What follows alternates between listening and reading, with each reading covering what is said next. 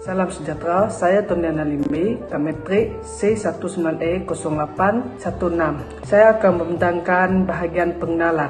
Pantun merupakan satu jenis puisi lama atau tradisional yang penggunaannya sangat luas di serantau Nusantara, terutamanya di Asia Tenggara. Penggunaan bahasa pantun ini lebih mengutamakan penggunaan bahasa Melayu. Pantun mempunyai unsur bahasa yang sangat indah, berirama dan tersusun dengan teliti dan mempunyai mesej dan makna yang ingin disampaikan dalam pantun tersebut. Selain itu, pantun merupakan salah satu bidang kesusastraan yang paling lama di alam Melayu. Hal ini kerana pada zaman tersebut, pantun merupakan sebuah sastra lisan atau adat yang menjadi panduan kehidupan seharian masyarakat. Seterusnya, masyarakat pada zaman sekarang masih mengekalkan adat budaya pantun sebagai sebuah tradisi mengikut situasi. Oleh itu, tradisi pantun ini harus dikekalkan agar tidak lapuk ditelan oleh zaman. Semua pihak yang terlibat atau berkaitan haruslah bekerjasama bagi mengekalkan budaya ini pada masa yang akan datang.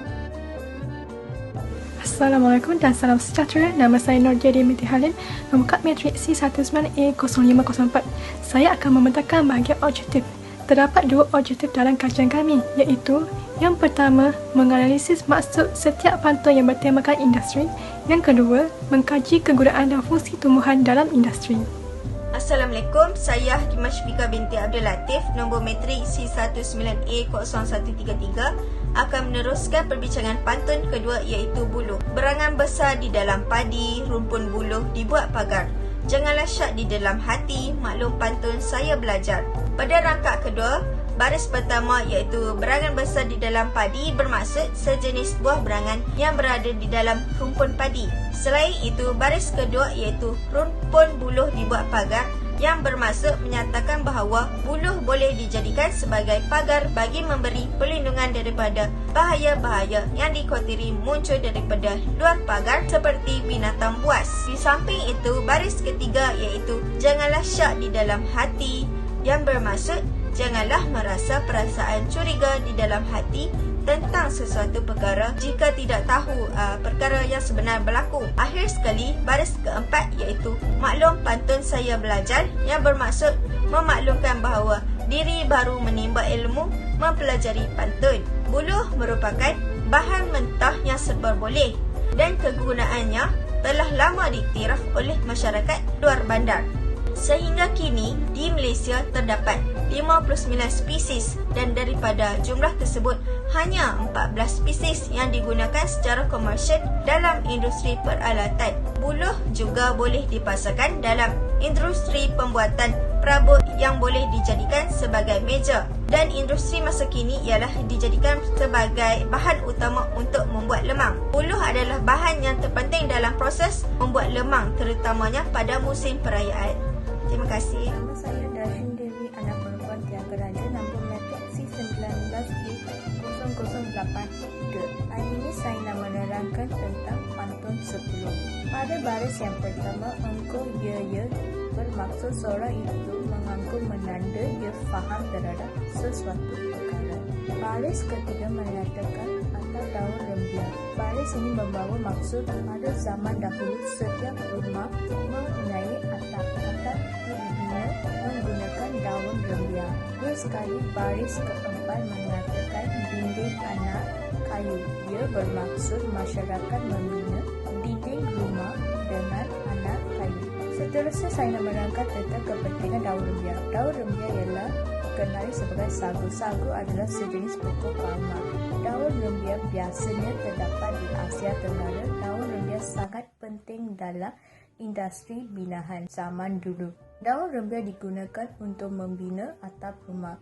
Menurut Hanim, atap rumah merupakan produk anyaman daripada daun rembia yang dijadikan atap untuk melindungi dari hujan dan matahari. Setiap atap biasanya mempunyai panjang dari 1.5 meter hingga 1.8 meter. Atap yang dibuat dengan satu lapis dikenali sebagai kelarai manakala dua lapis dikenali sebagai mata ketam. Daun rembiak digunakan dengan ketara pada zaman dahulu untuk membina atap rumah. Sekian, terima kasih. Assalamualaikum warahmatullahi wabarakatuh dan salam sejahtera. Nama saya Cik Wan Muhammad Osman bin Cik Wan Muhammad Azam, pangkat matrik C19A0072. Hari ini saya akan membentangkan tentang analisis kajian puisi tradisional iaitu pantun. Dibelah-belah di per-3, pisau raut pembelah rotan. Luhat dibahagi 3, adat dibahagi 8. Masuk rangkaian ke-17 ini, pada baris yang pertama iaitu dibelah-belah di per-3 yang bermaksud rotan yang telah diambil dibelah menjadi helai kecil. Seterusnya, pada baris kedua iaitu pisau raut pembelah rotan yang membawa maksud pisau raut merupakan alat yang penting untuk meraut atau membelah rotan kepada helaian yang kecil. Pada baris ketiga iaitu luhat dibahagi kepada 3 yang bermaksud luhat rotan dibahagi kepada 3 helaian semasa proses meraut rotan. Akhir sekali iaitu pada baris keempat atau dibahagi 8 yang membawa maksud rotan yang telah diraut dibahagikan kepada 8 helaian. Pokok rotan adalah nama untuk sebilangan pokok palma panjat di Asia Tenggara daripada keluarga Ericaceae dan terdiri daripada keluarga Diamonorox dan Cartalaceae. Merujuk sumber daripada Wikipedia Ensiklopedia Bebas 2010. Dan sekali digunakan sebagai tongkat atau dibelah untuk membuat anyaman seperti tikar dan baku. Selain itu juga, rotan juga dapat digunakan sebagai perabot. Rotan amatlah penting fungsinya dalam industri katangan untuk kegunaan masyarakat setempat kerana rotan mempunyai pelbagai fungsi menarik. Di samping itu juga, rotan ini juga boleh digunakan sebagai perisai bagi masyarakat Melayu pada zaman dahulu yang dikenali sebagai tami, iaitu sebagai perisai pelindung daripada terkena serangan musuh. Kita boleh menambahkan lagi pendapatan bagi masyarakat tempat daripada hasil produk pada rotan ini. Itu saja. Sekian daripada saya. Assalamualaikum warahmatullahi wabarakatuh dan selamat sejahtera. Saya Nur Syairah binti Anwar C19A0618. Saya akan membincangkan tentang pantun 36 iaitu mencari palas ke sana sini barulah ada di simpang 4. Siapa bermalas semasa ini kemudian akhirat rugi mendapat. Berdasarkan pantun tersebut, maksud pantun tersebut dapat dilihat pada 2 baris terakhir iaitu siapa bermalas semasa ini kemudian akhirat rugi mendapat. 2 baris terakhir pantun tersebut membawa maksud sesiapa yang malas berusaha dari masa sekarang maka seseorang itu akan mendapat kerugian pada kemudian hari. Di samping itu, pantun tersebut juga membawa maksud sesiapa yang ingin mencapai kejayaan pada masa hadapan maka seseorang itu perlu berusaha dari sekarang bagi meraih tujuan tersebut. Selain itu, penggunaan palas juga sesuai digunakan kerana ciri-cirinya seperti sukar dijumpai dan mempunyai duri yang tajam. Hal ini dikatakan demikian kerana pokok palas duri mempunyai duri yang tajam pada bahagian batang pokoknya dan kebanyakannya pokok ini jumpai di kawasan hutan. Oleh itu, disebabkan lokasi penjumpaannya dan duri yang tajam pada bahagian batang pokoknya membolehkan palas ini digunakan sebagai komponen untuk menyampaikan mesej secara mendalam. Akhir sekali, menurut blog Agroanim Teknologi 2015, bahagian pucuk pada pokok palas dapat digunakan sebagai pembalu ketupat. Baiklah, giliran saya menerangkan maksud pantun dan fungsi nanas dalam industri pantun yang ke-50. Pantunnya berbunyi, pokok nanas dikualai daik, mari dipetik anak Melayu. Tuan umpama teras yang baik, kalau ditunuh makin berbau. Pada rangkap ke-50, pada baris pertama itu pokok nanas di Kuala Daik merupakan sejenis buah nanas yang tumbuh di kawasan Kuala Daik. Selain itu, baris kedua iaitu mari dipetik anak Melayu yang bermaksud anak Melayu datang untuk memetik buah tersebut. Di samping itu, baris ketiga iaitu tuan umpama teras yang baik bermaksud anak Melayu itu membawa petunjuk atau contoh yang baik kepada tanaman. Akhir sekali, baris keempat iaitu kalau ditunuh makin berbau bermaksud semakin pokok itu dijaga dengan baik ia akan memberikan hasil yang banyak serta berkualiti. Seterusnya, nanas merupakan sejenis tumbuhan tropika. Selain itu, tumbuhan ini tumbuh rendah saka bak herba, iaitu Hibiscus perennial, dengan 30 atau lebih daun yang panjang, tajam, mengelilingi batang yang tebal. Buah nanas hanya masak di pohon sahaja, kerana ia merupakan buah bukan klimakterid.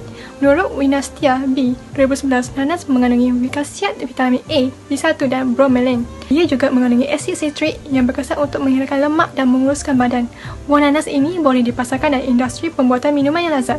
Di samping itu, buah nanas ini boleh dipasarkan dalam industri pembuatan hiasan rumah. Sebagai contoh, kulit buah nanas ini boleh dibuat sebagai talam untuk meletakkan barangan di dapur. Nama saya Syarah Akilah binti Zulfaqar, bernombor metrik C19A0804. Seterusnya adalah kesimpulan. Apa yang dapat disimpulkan jelaslah menunjukkan bahawa masyarakat Melayu menggunakan unsur alam iaitu tumbuhan dalam menyampaikan nasihat dan juga pengajaran.